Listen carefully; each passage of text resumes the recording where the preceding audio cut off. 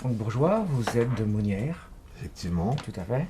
Et je crois que vous avez une idée un peu particulière avec, je crois, c'est une histoire de soldat, c'est ça? Une histoire de mouche soldat. Alors le nom fait peur, mais c'est une mouche qui a une faculté de pondre des larves qui retraitent des déchets, tout type de déchets, et qui en font à la finale transforment ce déchet en engrais, si vous voulez. Donc relativement rapidement. Et ce qui est magique dans ce procédé que j'ai mis au point, c'est de pouvoir aussi retraiter la larve de l'insecte en différents produits d'intérêt, qui sont la protéine pour l'alimentation, en général, alors l'alimentation humaine, l'alimentation animale dans un premier temps, et l'huile pour les biocarburants, entre autres, l'alimentation animale aussi, les lubrifiants et beaucoup d'autres domaines. Et un troisième produit un peu plus technique qui est la chitine. Donc ça compose vraiment la cuticule de la larve, la peau, donc qui est un biopolymère qui sert aujourd'hui, alors pour que ça parle à tout le monde, dans les cosmétiques ou dans les fils de suture pour la chirurgie. C'est un des exemples parmi beaucoup. On va continuer à en parler tout à l'heure. Je crois que c'est une, je sais pas dire une espèce particulière, c'est la mouche noire, c'est ça? C'est une mouche soldat noire. Alors c'est une mouche qui ressemble à une guêpe, française, sauf que vous la peignez en noir.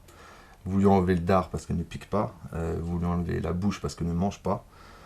Voilà, donc c'est une mouche relativement grosse mais relativement docile, donc moins embêtante que la mouche domestique qu'on a qui viendra manger sur notre melon ou dans le rosé en été. Voilà, elle ne mange pas, donc elle n'est pas embêtante. Donc c'est pour ça que cette espèce qui a été choisie. Voilà, exactement. Alors, elle a été choisie pour ça, mais elle a été choisie aussi forcément pour sa larve, pour sa capacité à fournir un grand nombre de larves dans un temps relativement court, et fournir une larve relativement vorace pour pouvoir justement retraiter beaucoup de déchets, tout type de déchets organiques. Donc le but, bien entendu, c'est de pouvoir recycler tout ça, de recycler les déchets d'une façon, enfin, sans pesticides, si j'ose dire. Mais quel est un petit peu ce débouché, justement, d'une part, on va commencer par la mouche séchée. Alors la mouche séchée, alors c'est vrai que ça c'est un produit qui sera à valoriser dans un troisième temps, mais si on parle juste de cette mouche, on va en extraire cette fameuse chitine. Maintenant vous imaginez bien qu'une mouche ne pèse pas beaucoup, donc il en faut pas mal. Si on entend avoir un élevage de masse de mouches, et donc de production d'œufs, on va avoir une certaine quantité de mouches à pouvoir valoriser en chitine. C'est pas le but premier, ça va être une étape qui va venir dans 2 ans normalement. On va s'intéresser aujourd'hui plus aux larves. Donc au retraitement de déchets, qui est une des premières étapes, et après la valorisation de ces larves d'insectes, qui ont servi à valoriser le déchet. Ah, comment ça fonctionne? Ils mangent, ils sécrètent.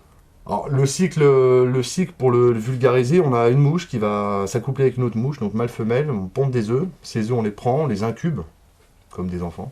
Et on les met une fois bien vivaces dans une quantité de déchets définie, avec un nombre de larves défini. Et à l'issue d'une période de 10-15 jours, à température optimale, on va avoir justement un résultat de traitement qui ressemble à du marc de café. Enfin, cette granulométrie-là, cet aspect-là aussi, qui sent un peu l'humus ou qui sent un compost normal. Et on sépare justement ce compost, enfin cet engrais, de l'insecte, donc de la larve. Donc on a évidemment cette mouche qui a servi à faire des œufs, va mourir. Donc on va valoriser cette mouche. La larve va valoriser le déchet. Le déchet, on va le commercialiser. Et on a cette fameuse larve à la fin qu'on va, elle, valoriser. Donc le projet, le but, l'entreprise, elle, prend du déchet sans en produire à la fin de filière. Donc on valorise tout ce qu'on prend aujourd'hui. Dans le pilote en tout cas aujourd'hui, voilà, on prend du déchet, on en fait un engrais et avec les larves on en fait des produits différents. Il n'y a rien qui sort en fin de filière qui ne soit pas réutilisable ou valorisable. Alors les engrais, c'est pour tout type de culture. Alors les engrais, il y a soit engrais amendement organique, donc tout type de culture. Aujourd'hui on est dans un bassin viticole, le Muscadet, donc il y a aussi un impact significatif à amener un projet comme ça au sein de la communauté de communes de la vallée de Clisson. Parce que je suis ici, donc je suis aussi en partenariat avec quelques viticulteurs. Oui, je vais en parler, notamment il y a certains viticulteurs qui sont très bio, enfin qui font que du bio, Voilà. actuellement dans notre région. Quel est votre rapport avec eux? Pour l'instant, on est sur des discussions. Aujourd'hui, produire un engrais, ne serait-ce que dans un pilote, donc des petites quantités, et les épandre sur un sol, réglementairement, ça ne passe pas. Donc il faut passer par une homologation de produits, des tests. Mais certains viticulteurs sont intéressés. Donc le projet, ils le suivent depuis un certain temps. Maintenant, il va falloir aussi prouver, tester et homologuer tout ça pour qu'il y ait un retour au sol sécurisé. Le but n'est pas de produire quelque chose qui soit nocif pour la terre. Mais bon, le procédé existe depuis à peu près 250 millions d'années. on entend que le produit fonctionne très bien et soit justement durable. Oui, parce que c'est pas parce que c'est naturel que ce n'est pas nocif pour la terre. C'est naturel si on entend regarder le processus dans la nature. Maintenant, si on l'industrialise, il y a des facteurs qui viennent en plus. Donc la sécurité sur l'élevage, la sécurité sanitaire des intrants, la sécurité sanitaire des procédés. Voilà, ça change entre ce que fait la nature et qu'elle fait bien et ce qu'un industriel peut faire aujourd'hui. Donc il va falloir prouver tout ça aussi. Et donc, à part les engrais, À part les engrais, la protéine. Donc, si vous voulez, on prend une larve, on la divise en trois parties. On va avoir une partie de protéines pour l'alimentation animale, donc les monogastriques dans un premier temps, les porcs et les volailles, mais aussi le pet food, donc les animaux de compagnie, et la pisciculture. On va avoir un deuxième produit qui est l'huile, donc on va pouvoir l'utiliser dans un premier temps pour l'alimentation animale aussi, pour les lubrifiants et pour le biocarburant, les biodiesels en l'occurrence. C'est toute une histoire de transformation. Et il y a enfin le troisième produit qui est la chitine, qui sert, elle, pour la cosmétique, entre autres, la diététique, qui est aussi un capteur de métaux lourds pour les stations d'épuration, qui sert dans l'industrie de la boisson, dans beaucoup de domaines. Donc voilà, on a vraiment là les 4 produits issus du procédé de valorisation des déchets. donc que des qualités. Que des qualités. Maintenant, les qualités sont là. Maintenant, il s'agit de vraiment maîtriser ces choses-là. C'est bien de parler de qualité, mais il faut aussi que ce soit stable, que ce soit récurrent, que la qualité soit toujours la même sur un temps donné. Et donc, vous en êtes où au niveau de ce contrôle? Alors là, au niveau du contrôle, on va rentrer dans une phase recherche-développement, donc qui va durer 2 ans, pour vraiment optimiser, valider les procédés, homologuer les produits, tester, créer des partenariats aussi, avec alors des partenaires que je ne peux pas citer encore à l'actuel parce que ce n'est pas signé. Maintenant, les partenariats vont arriver. Le but est pendant ce pilote, de rechercher, de développer des procédés, de les sécuriser et de proposer ces technologies à nos 2 partenaires pour l'instant. Voilà, donc nous on va développer ces procédés, on va les faire bénéficier à deux entreprises avec lesquelles je serai associé. On devrait s'implanter sur le secteur, sur le département, on va dire plus précisément dans le vignoble dans un premier temps. Donc le pilote aujourd'hui, là où j'en suis, c'est pas que je n'ai rien à prouver, j'ai maintenant à valider les choses. Donc le pilote va avoir pour but de valider les procédés de transformation, le modèle économique vraiment précis de l'entreprise, de travailler avec les partenaires aussi pour arriver en 2018 à un démonstrateur industriel qui sera normalement sur le secteur. Le pilote aujourd'hui il se base à Gétigné, donc je rentre dedans dans 2 semaines. En même temps, mes deux embauches vont travailler avec moi dans un premier temps pour mettre le local en place.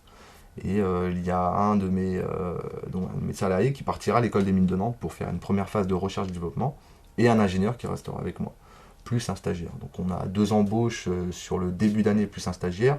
Fin d'année, on prévoit d'être 6 embauches, enfin 6 salariés dans l'entreprise.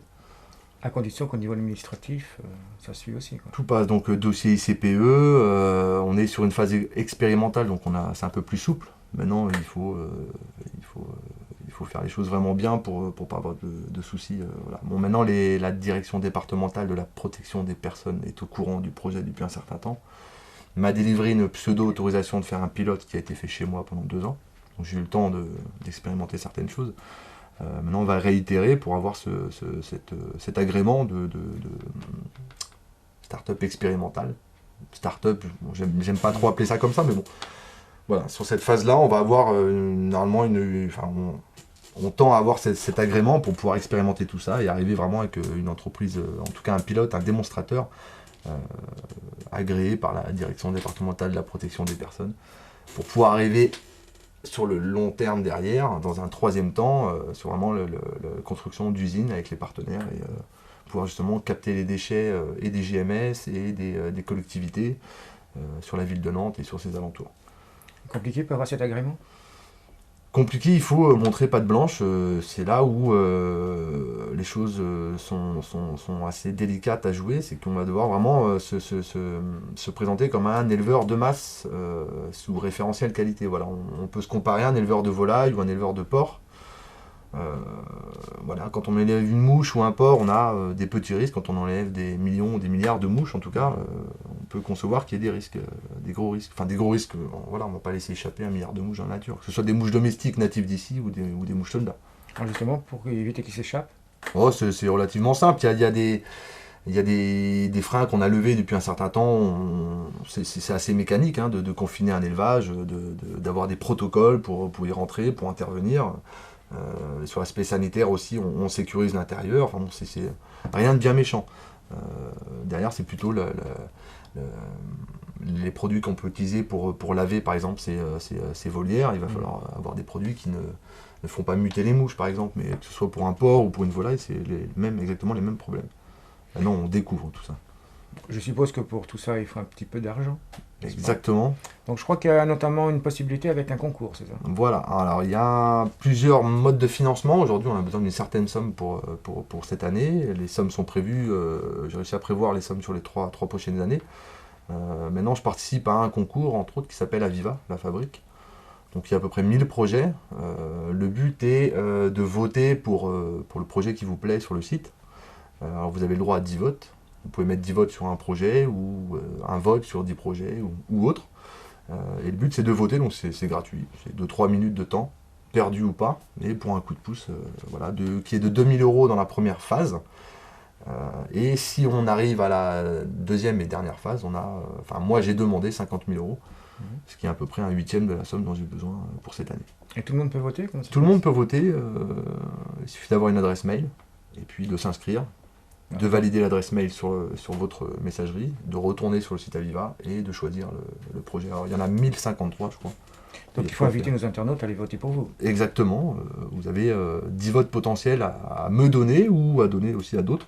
Il y a d'autres projets relativement intéressants, il y a le choix, je pense que ça peut plaire à tout le monde. Maintenant, si je passe là aussi, c'est pour inciter les gens à voter pour mon projet, évidemment.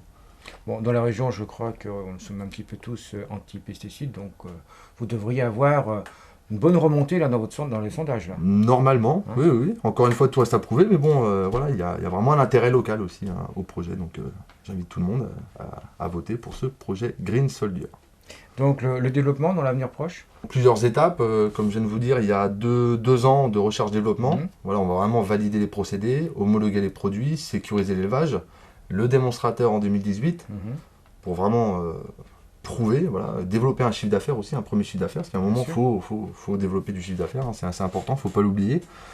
Et troisième étape, vraiment acter des partenaires. Les partenaires sont actés aujourd'hui, on est en cours de discussion, de négociation. Ils sont en partenariat aujourd'hui, ils sont vraiment partenaires d'intérêt croisés dans la troisième étape, c'est-à-dire ils vont adhérer dans le capital, à une certaine mesure, sur une filiale de l'entreprise Green Soldier pour bénéficier de nos technologies et bénéficier aussi de leur force commerciale, marketing et puis leurs expériences sur les domaines. Donc c'est des partenaires, je ne peux pas citer aujourd'hui, des partenaires de poids, donc ça reste encore confidentiel aujourd'hui. Tant que ce n'est pas signé, on ne dit rien. Voilà, exactement. C'est tout à fait normal. Donc après, bien sûr, il y a un dépôt de brevets, je suppose.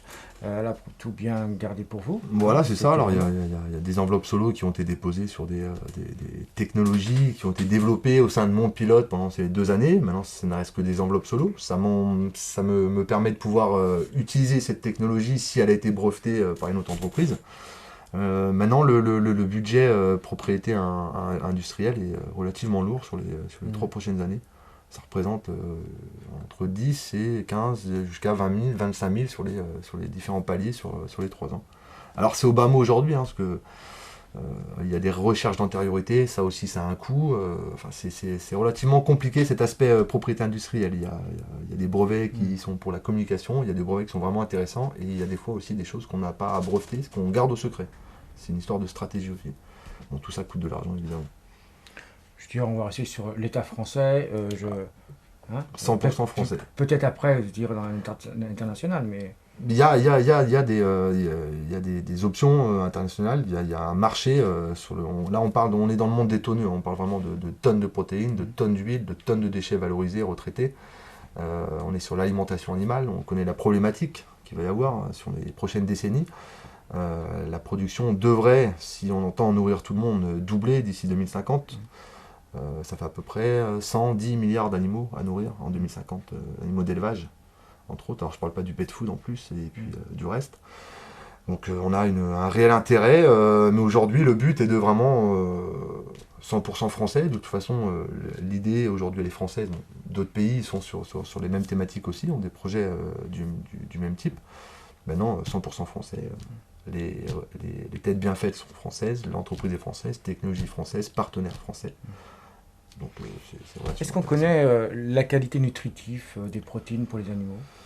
Elle se compare largement à une protéine de poisson ou de viande. Donc elle est tout à fait comparable à ce genre de protéines, avec quelques petits plus sur quelques nutriments qui composent cette protéine, enfin quelques molécules qui composent cette protéine. On a remarqué déjà, selon certaines expériences, alors dans le monde aujourd'hui, je ne parle pas pour moi, mais des résultats de tests. Donc c'est avéré des gains de croissance sur du monogastrique, donc sur du porc, des gains de croissance aussi sur de la volaille. Maintenant Gain de croissance qui reste naturel. Qui reste naturel. Voilà, si vous voulez, le porc ou la volaille, ils ont une appétence naturelle pour les insectes, comme les poissons. Aujourd'hui, il s'agit de remettre l'église au milieu du village. Aujourd'hui, on donne une certaine quantité de protéines de soja, même à des monogastriques, ou des protéines de poisson. Et pour la petite histoire, aujourd'hui, les protéines de poisson, c'est du poisson de fourrage qu'on pêche en haute mer, donc du poisson sauvage, qu'on donne à du poisson d'élevage. Et ce poisson d'élevage sert à nous nourrir ou nourrir les volailles ou les monogastriques. Donc, enfin, les volailles ou les porcs. Aujourd'hui, une volaille et un porc mangent naturellement de l'insecte, donc pourquoi pas leur redonner une alimentation naturelle de base. Et ça vaut aussi pour la pisciculture. Et après, on va peut-être parler au niveau des hommes, non, pas encore quand même. Il y a quelques entreprises qui sont vraiment sur cette finalité de produit l'alimentation humaine. Alors, ils ne sont pas sur les mêmes intrants, c'est-à-dire les déchets, entre guillemets. Ils ne font pas le même insecte. Ils font alors, notamment le grillon, le ver de farine et puis le criquet. Donc là, ça deviendrait des compléments alimentaires protéinés? Voilà, complément alimentaire où ça rentrera vraiment dans des recettes. C'est même pas complémentaire, c'est non, vraiment c'est intégré dans la... Ah ouais, ça va être intégré. Alors en France, évidemment, le pays de la gastronomie, Ouais. on est assez réticent à ça. Mais on y viendra. Avec les insectes, c'est très bon pour la santé. C'est très bon, j'ai goûté, c'est très bon. Maintenant, c'est comme tout, c'est une histoire de dosage. Oui, tout à fait. Non, mais j'ai goûté aussi, j'ai apprécié. Donc, Voilà, on va y venir. en revenant un petit peu pour ces contre-pesticides, je dirais, chimiques, je pense que quand même qu'au niveau de l'État français, vous devez être bien accueillis, non? C'est une volonté quand même depuis quelques temps. Il y a une volonté, mais c'est paradoxal parce que on amène un produit, un process, un concept, quelque chose qui est durable, qui n'a pas d'impact, qui a très peu d'impact aujourd'hui sur l'environnement. Si on parle vraiment du traitement de déchets via l'insecte et puis le produit qui est issu, l'engrais. Maintenant, il y a cet aspect réglementaire qui est très lourd. Homologation de produits qui coûte très cher, c'est vraiment le parcours du combattant. Ce qui est paradoxal, on veut arriver sur des process naturels, durables, mais il faut vraiment monter patte blanche pour arriver dans le secteur. Et on se bat aussi avec des grosses entreprises qui ont mis sur les marchés. Donc il faut aussi savoir jouer avec eux. On a eu le cas avec le colza, où on pouvait faire effectivement de l'énergie. Oui, on peut faire l'énergie avec tout aujourd'hui, pratiquement. Oui, enfin, on va dire le betterave, tout, etc. Oui. Et ça ne fonctionne pas parce que je crois que c'est l'État qui ne peut pas prendre de taxes dessus. Donc c'est vraiment une question d'argent, quoi. Il y a une grosse question d'argent, évidemment. Maintenant, je vais jouer avec les mêmes règles que tout le monde. C'est le but aussi, c'est ce qui est grisant dans un sens où voilà, il s'agit de jouer avec les mêmes règles, de se confronter à des gros, entre guillemets, mais d'arriver à sortir du lot en innovant sur beaucoup d'aspects d'un projet comme ça, mais d'innover sur d'autres aspects, d'autres projets aussi. C'est là où vraiment il y a un vrai challenge, quoi. Est-ce que c'est compréhensible que, bon, on dit toujours qu'il faut sauver la planète, hein, Oui. et en fait, on met des barrières financières pour éviter que les gens créent des pesticides naturels? Alors des barrières financières... Un petit peu, puisqu'on ne peut pas prendre de taxes. Enfin, jusqu'au jour où l'État créera... Oh, peut-être ça effectivement- changera, sûrement. Oui, c'est ce que j'allais dire, ça va changer. Le jour où l'État va bien nous créer des taxes Bien sûr, sur le à colza, son sur les... habitude. Voilà, c'est ça. Oui, clairement, mais... Un peu frustrant peut-être quand même, non? Frustrant, moi ça me motive encore plus en fait. D'accord. Pour vous dire, voilà, c'est pas plus il y a de barrières, plus je suis content, mais je pars du principe où je n'ai pas le choix d'arriver là où je veux aller. Maintenant, il va falloir passer. C'est vraiment challenge le projet, quoi, hein. C'est ce qui va motiver aussi l'équipe. Pour l'instant, j'ai commencé à mettre en place. Voilà, c'est vraiment un but, c'est de ne pas contourner, mais vraiment d'arriver à proposer quelque chose de propre et qui donne envie aussi et qui soit rentable, commercialement rentable et viable. évidemment, sur le long terme. Toute l'équipe qui est avec vous, je suppose qu'ils sont assez écologiques quand même. En général, mais écologique, mais pragmatique, pratique.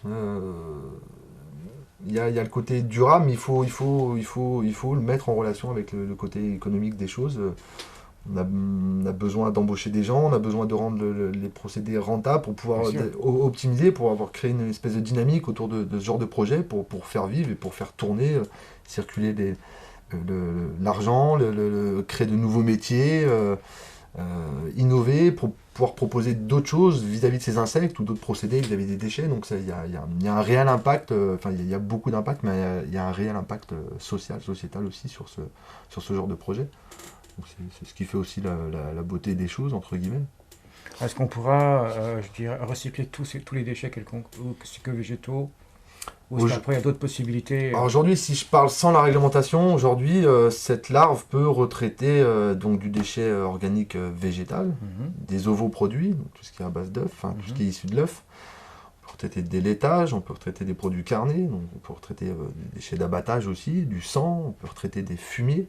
On peut retraiter des lisiers, on peut retraiter des bouts d'épuration, on peut retraiter du marc de café, on peut retraiter beaucoup de choses. Alors il y a d'autres choses qui ont été un peu testées en amont, qui elles sont relativement plus dures à mettre en place, mais qui auraient des portées très intéressantes pour le futur, de retraiter d'autres types de matériaux avec des insectes. Bon, aujourd'hui, c'est bien s'avancer que de dire ça, mais c'est dans les cartons, on va dire. Donc l'avenir est plutôt vert, si je peux me permettre. Clairement, plutôt vert. Mais il faut mettre le vert avec l'économiquement viable. Voilà, c'est comme ça. Je pense qu'il faut réfléchir comme ça. En tous les cas, une très belle expérience, un très beau projet. Ouais. J'espère que vous allez y arriver. De toute façon, nous on essaiera de vous soutenir le plus possible. Bah, écoutez, moi j'ai pas le choix, donc je vais y arriver. Bon, bah c'est très bien. Bon, merci. Bon, bah merci bien. Merci.